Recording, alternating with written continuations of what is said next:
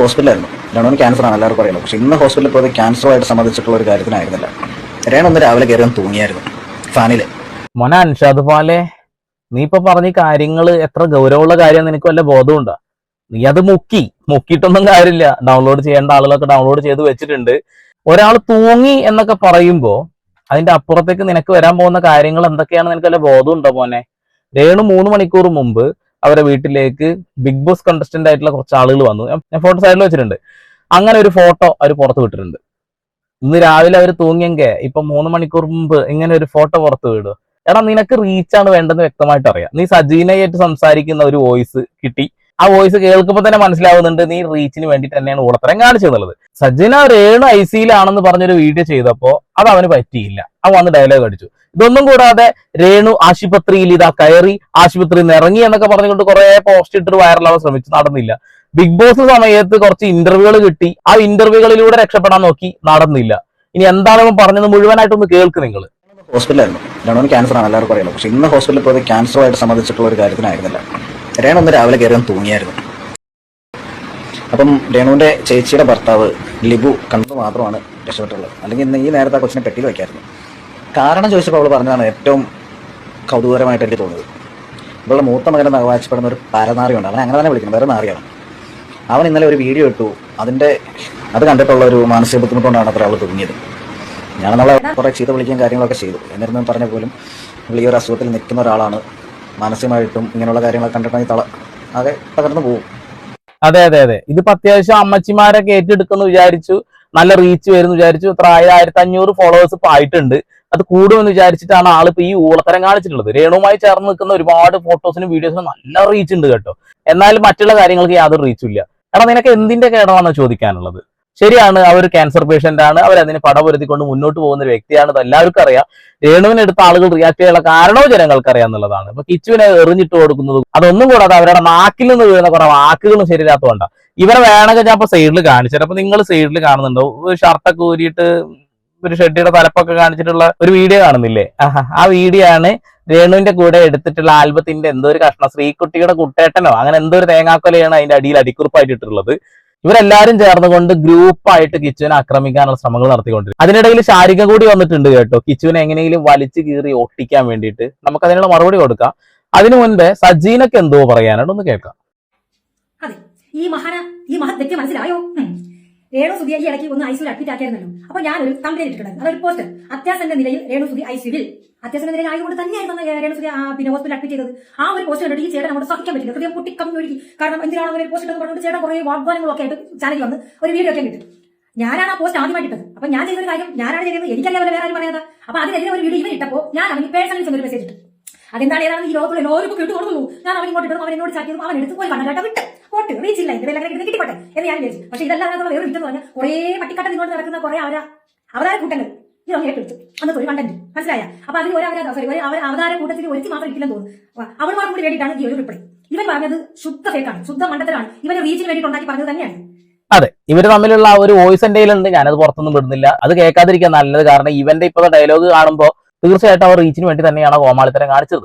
ഐസിയിൽ കിടക്കുന്ന രേണുവെ കുറിച്ച് ഇവർ വീഡിയോ ചെയ്തു. അത് അവന് പറ്റിയില്ല, നീ എന്തിനാണോ നുണ പറഞ്ഞതെന്നൊക്കെ പറഞ്ഞുകൊണ്ട് ഡയലോഗ് അടിച്ച് രംഗത്ത് വന്നു. എന്തായാലും നിനക്ക് കിട്ടാൻ പോകുന്ന പണി ഉണ്ടല്ലോ, നല്ല 8ന്റെ പണി തന്നെ ആയിരിക്കും. നീ ഇപ്പൊ റീച്ചിന് വേണ്ടിയിട്ട് പറഞ്ഞ ഈ ഊളത്തരല്ല, ഡിലീറ്റ് ചെയ്ത് കളഞ്ഞിട്ടൊന്നും കാര്യമില്ല. അതൊക്കെ ഇവിടെ തെളിവായിട്ട് എല്ലാവരുടെയും കയ്യിൽ ഇപ്പൊ തന്നെ കിട്ടിയിട്ടുണ്ടെന്നുള്ളതാണ്.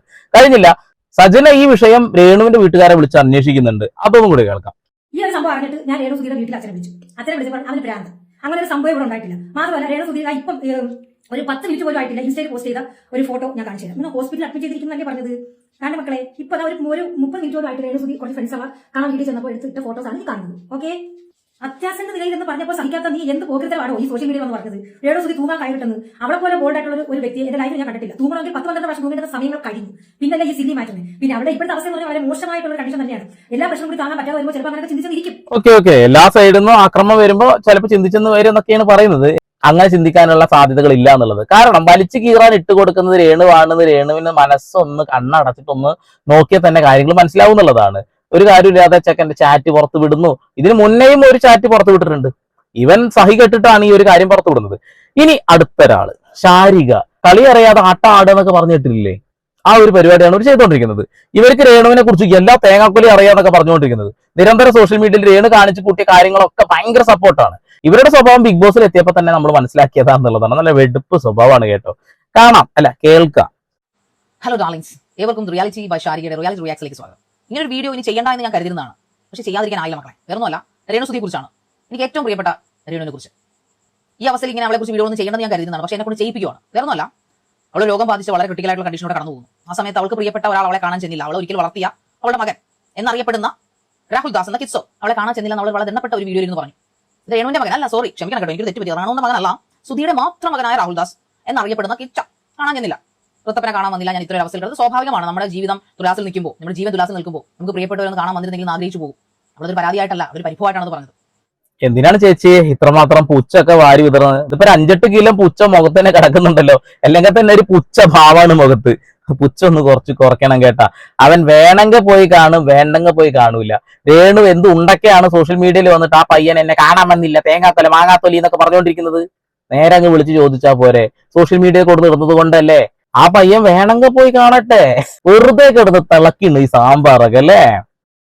ഇതെല്ലാം കേട്ട് ഒരു ലോഡ് പുച്ചോ ഇറക്കി ഈ കിച്ചോ എന്ന് പറഞ്ഞവൻ കെട്ടി ഒരുങ്ങി പോകാൻ ഇറങ്ങുന്ന രേണുവിനെ കാണാൻ പോകാൻ ഇറങ്ങുന്നതിന് മുൻപ് പരാതിക്കാരുടെ ഒക്കെ പരാതി അങ്ങോട്ട് തീരട്ടെ എന്നും പറഞ്ഞ് ഒരു വീഡിയോ കൂടെ ഇറക്കിയിട്ടാവും പോയത്. അത് ഞങ്ങൾ നാട്ടുകാരെടുത്ത് കൊടുത്തു. അത് കഴിഞ്ഞ് അവിടെ രേണുവിനെ കാണാൻ ചെല്ലുന്നു. രേണുവിനെ കാണാൻ പറ്റുന്നില്ല. അങ്ങനെ അവൻ നാട്ടിൽ തിരിച്ചു വരുന്നു. തിരിച്ചു വന്നിട്ട് അവൻ ഒരു വീഡിയോ അങ്ങോട്ട് ചെയ്യുന്നു. രേണു അമ്മയെ അവൻ വെറുക്കാനുള്ള കാരണം ഇതാണ്. എന്ത് സബ്സ്ക്രിപ്ഷൻ? രേണുസുതി സബ്സ്ക്രിപ്ഷൻ ചെയ്തുകൊണ്ടാണ് എന്റെ അമ്മ സബ്സ്ക്രിപ്ഷനിലൂടെ ചുണ്ട് കടിച്ച് കാണിച്ചു, മലന്ന് കിടന്ന് കാണിച്ചു, കമന്ന് കിടന്ന് കാണിച്ചു. ഇതൊക്കെ കൊണ്ടാണ് അവൻ രേണു അമ്മയെ വെറുത്തത്. അതിന് കാര്യമല്ലേ പറഞ്ഞത്? ഏതൊരു ആൺമക്കളും സ്വന്തം അമ്മ ഈ രീതിയിൽ പോകുമ്പോ, ഇനി സ്വന്തം അമ്മ എന്ന് വേണ്ട, കുടുംബത്തിലെ ഏതെങ്കിലും ആൾക്കാർ ഇമാതിരി ഉളത്തരം കാണിച്ചാൽ നിങ്ങൾ പറഞ്ഞ സാധനങ്ങൾ, നിങ്ങൾ തന്നെ രേണുവിനെ കുറിച്ചിട്ട് വളരെ വൃത്തികെട്ട ഒരു കാര്യം കൂടി പറഞ്ഞു, ഞാനിവിടെ പറയുന്നില്ല. അതൊക്കെ കാണിച്ചുന്ന ആ ഒരു പരിപാടിയെ കുറിച്ചാണ് നിങ്ങൾ പറഞ്ഞിട്ടുള്ളത്. അതൊക്കെ കാണിക്കുമ്പോ അപ്പുറത്തെ വീട്ടിലത്തെ ആളുകൾക്ക് ഇത് കാണുമ്പോൾ ചിരി മാത്രമേ വരുള്ളൂ, നിങ്ങൾക്ക് ചിരി മാത്രമേ വരുള്ളൂ, അല്ലെങ്കിൽ നിങ്ങളെ ബാധിക്കുന്ന ഒരു വിഷയം പോലും അല്ല. പക്ഷെ ആ പയ്യൻ അത് ബാധിക്കും. ആ പയ്യന്റെ കൂട്ടുകാർക്കും അത് ഏത് രീതിയിൽ ബാധിക്കും എന്നറിയില്ലേ? കൂട്ടുകാർ ഇവനോട് വന്നിട്ട് ഏത് രീതിയിലാണ് പറയാന്നറിയില്ലേ? ഋതപ്പനെ ഏത് രീതിയിലാണ് ബാധിക്കുന്ന നിങ്ങൾക്ക് അറിയില്ലേ? പിന്നെ അവന്റെ ശരിയാണ് ചെയ്തിട്ടുള്ളത്. അമ്മയെ വിളിച്ച് താക്കീത് നൽകുന്നു, അമ്മേ ഇത് ചെയ്യരുത്, മോശമാണ്, നല്ല ഫെയിമുള്ള സമയല്ലേ, ഇന്റർവ്യൂകളും ഉദ്ഘാടനങ്ങളും കിട്ടും, മുന്നോട്ട് പോകാം. ശാരിക ചേച്ചി, നിങ്ങളാണ് പുച്ഛം വാരി വിതറുന്നത്. നിങ്ങൾക്ക് എല്ലാത്തിലൂടെ ഒരു പുച്ഛമുണ്ട്. ബിഗ് ബോസിലൂടെയും ഞങ്ങൾ ഇത് മനസ്സിലാക്കിയതാ. ഞാനൊന്ന് ചോദിക്കട്ടെടാ കിറ്റു, ഈ 2 വർഷങ്ങൾക്ക് മുന്നേ അച്ഛൻ സുധി മരിച്ചപ്പോ ഈ രേണു പണിക്ക് ഇറങ്ങി ആൽബത്തിൽ അഭിനയിക്കാൻ. അന്ന് അവളുടെ അഭിനയത്തെ ആരും അംഗീകരിച്ചിട്ടില്ല. ഇന്നും ആരും കുറെ പേര് അധികം അംഗീകരിച്ചിട്ടില്ല. കോപ്രായം, അതാണ് അതിന് അവൾക്ക് കിട്ടിയ വേർഡ്. ആ കോപ്രായങ്ങൾ അവളുടെ വിജയകിരീടമായിട്ട് എടുത്ത് ചൂടുകയും അവളെ ഇഷ്ടപ്പെടാത്തവരെ കൊണ്ട് അവളെ വൈറലാക്കുകയും ചെയ്ത് വിടുപിടിക്കുകയാണ് രേണുസുതി. അതിനകത്ത് നമ്മൾ കാശുണ്ടാക്കി. ആ കാശിൽ അങ്ങനെ ചുണ്ട് കടിച്ചും കോപ്രായം കാണിച്ചു എന്നൊക്കെ നീ പറയുന്ന ആ എക്സ്പ്രഷൻസ് കാണിച്ചിട്ട് തന്നെയാണ് അവൾ ആൽബങ്ങളിൽ അഭിനയിച്ചും സബ്സ്ക്രിപ്ഷൻ ഉണ്ടാക്കിയും കാശുണ്ടാക്കിയത്. ആ കാശിന്റെ ഒരു പങ്ക് വാങ്ങിച്ച് തിന്നിട്ട് നിനക്ക് നാണം ഉണ്ടോ കിച്ചു ഇങ്ങനെയൊക്കെ പറയാനായിട്ട്? ഓ എന്റെ പൊന്ന് ചാച്ചി, ശാരിക ചാച്ചി പോയിന്റ് ഒക്കെ വാരി അങ്ങ് വിതറുകയാണല്ലേ. കൊല്ലസുതി മരിച്ച സമയത്ത് വലിയ രീതിയിലുള്ള സമ്പത്ത് ആ വീട്ടിലേക്ക് പോയിട്ടുണ്ട്. അതായത് ആളുകൾ സഹായമായിട്ട് കൊടുത്ത പൈസ. ആ പയ്യന് അർഹതപ്പെട്ട കാര്യങ്ങളെ ആ ചെക്കന് കൊടുക്കേണ്ടതായിട്ടുള്ളൂ. ആ ചെക്കൻ ചോദിച്ചിട്ടുണ്ടാവുള്ളൂ. പിന്നെ അമ്മ എന്നുള്ള ആ ഒരു സ്ഥാനത്ത് നിൽക്കുന്ന സമയത്ത് തന്നെയാണ് അവൻ ചോദിച്ചിട്ടുള്ളത്. പിന്നീട് എങ്ങനെയാണ് ആ സ്ഥാനം പോകുന്നത്? സബ്സ്ക്രിപ്ഷന്റെ തുടക്കത്തിലല്ല ആ സ്ഥാനം പോയത്. സബ്സ്ക്രിപ്ഷനൊക്കെ മൂർധന്യാവിലെത്തി അവസാനം അവര് നിങ്ങൾ നേരത്തെ പറഞ്ഞ കോപ്രായതകൾ കാണിക്കുമ്പോഴാണ് അവൻ തിരുത്തുന്നത്. അത് ചാച്ചിക്ക് ഓർമ്മ ഉണ്ടാവില്ല കേട്ടോ. ചേച്ചി പുച്ഛം വാരി വിതറി ഇങ്ങനെ പറ. ഞാൻ സാക്ഷിയാണ് രാഹുൽ ദാസ്, ഞാൻ സാക്ഷിയാണ്. ബിഗ് ബോസിന്റെ സമയത്ത് രേണുസുതി എന്നെ നിനക്ക് അയച്ചിരുന്ന പൈസയുടെ സ്ക്രീൻഷോട്ടുകൾ കാണിച്ചിട്ടുണ്ട്. ഇത് രേണു പറയേണ്ടതാ, പക്ഷെ അവളത് പറഞ്ഞില്ല. അവൾക്ക് ആത്മാഭിമാനമുണ്ട്, പക്ഷെ ഞാൻ പറയും. ബിഗ് ബോസിനകത്ത് മൊബൈൽ ഫോണാ? അതെപ്പാ? നിങ്ങളാണ് ആദ്യം ഔട്ടായത്. നിങ്ങൾ പോവുകയും ചെയ്തിട്ടുണ്ട്. അത് കഴിഞ്ഞാണ് രേണുസുതി ഔട്ടായിട്ടുള്ളത്. ഒരു പിടുത്തം കിട്ടുന്നില്ലല്ലോ. ബിഗ് ബോസിനകത്ത് മൊബൈൽ ഫോണ്. കൊള്ളാം ചേച്ചി, കൊള്ളാം. കാരണം എന്നെ കാണിച്ചിട്ടുണ്ട് അവള്. ഞാൻ ഇരിക്കുമ്പോ എന്റെ മുമ്പിൽ നീ പലവട്ടം അവളെ വിളിച്ചിട്ടുണ്ട്. അപ്പോഴൊക്കെ അവൾ തലയ്ക്ക് എന്റെ പൊന്നു ചാരി കാശിനാടി കിടന്ന് വിളിക്കുന്നത്. 1, 2, 100, 500 അല്ല അന്ന് രാഹുദാസിന് വേണ്ടിയിരുന്നത്. 2000, 3000, 4000, 5000 ആ കണക്കേ ഉള്ളൂ. ഇതെല്ലാം അവര് നിനക്ക് കൃത്യമായിട്ട് ജിപേ ചെയ്ത് തന്നു. അവർ വളർത്തിയ മാറെന്നുള്ള ആ ഒരു അനുകമ്പ കൊണ്ട് അതെല്ലാം വാങ്ങിച്ച് തിന്നിട്ട് ഇപ്പൊ അവളുടെ സബ്സ്ക്രിപ്ഷൻ കാണാൻ നിനക്ക് അവളെ താല്പര്യമില്ല, വെറുത്ത് പോയി. ആണോ ഉണ്ടോടാ നിനക്ക്? നല്ല ചിക്കൻ കറി, നല്ല അടിപൊളി ചിക്കൻ കറി മുത്തശ്ശി മുറുക്കി തുപ്പുന്ന കോളാമ്പിയിൽ തന്നാ നിങ്ങൾ കഴിക്കുവോ?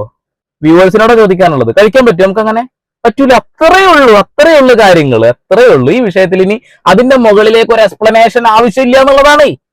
നാണമുണ്ടോ എന്ന് ശാരികയോടാണ് എനിക്ക് ചോദിക്കാനുള്ളത്. നിങ്ങൾ എന്ത് ബോധത്തിന്റെ അടിസ്ഥാനത്തിലാണ് ഇപ്പൊ ഈ ഒരു ഡയലോഗ് അടിച്ചിട്ടുള്ളത്?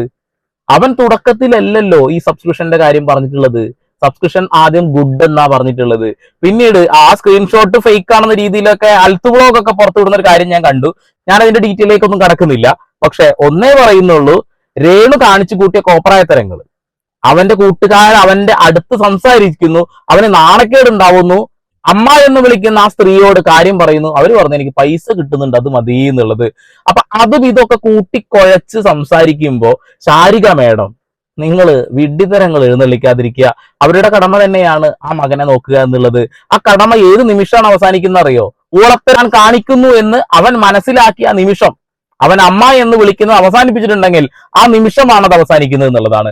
അത്ര എനിക്ക് പറയാനുള്ളൂ. വെറുതെ വെള്ള പൂശാനായിട്ട് എന്റെ പൊന്നു ചാച്ചി വരല്ലേ.